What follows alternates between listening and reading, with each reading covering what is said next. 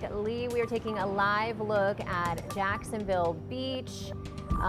We have not seen the worst of the storm yet, though. When will we be experiencing the worst of it tonight? I think the worst will arrive after 1 a.m. and it's also going to start south and then move north. So places like Putnam County first, and then it will move up into our southeast Georgia counties by 5, 6, 7 a.m. So there's quite a long range there depending on where you are. Now, right now you can see the rain is everywhere, all over the entire state of Florida, pushing into Georgia. So a look at our local area shows us that now it's just a mess out there.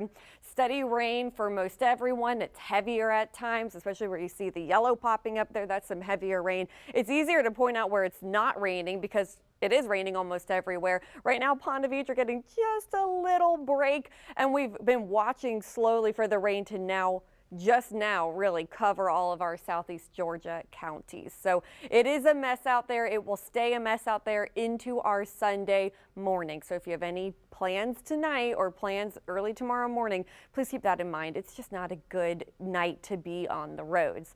Temperatures right now sitting in the 60s, and we have a breeze. It's a steady breeze for a lot of us, over 10 miles an hour, and occasionally a stronger gust, but that's going to continue to pick up overnight tonight. That's when the stronger winds arrive. So here's a look at what we can expect over the next couple of hours. You see it's just steady rain for the next few hours, and now we're looking at 2 a.m. and that's when the heavier stuff, the stronger storms, the possibility of a severe storm, the heaviest rain, the strongest wind, it starts to arrive to our southern counties. So places like Putnam through Flagler. Notice how then it moves north through the overnight hours into early Sunday morning. Here's a snapshot at 5:30 a.m. That's when this one model is saying the worst could be over, say, the Jacksonville metro area back towards Lake City. This will again continue to move north.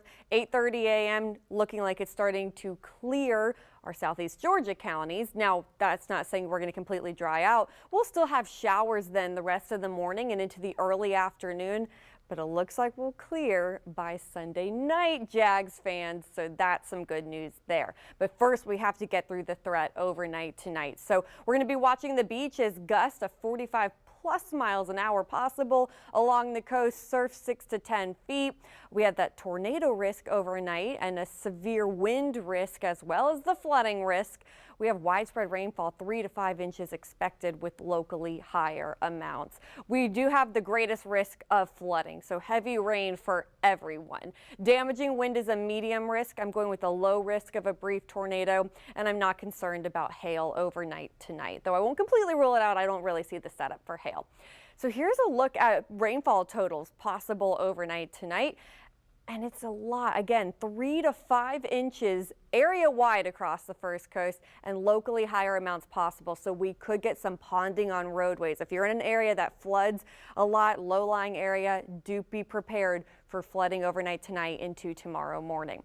Now, when it comes to the risk of severe weather, the Storm Prediction Center has highlighted parts of our area under a level 1 marginal or level 2 risk out of 5.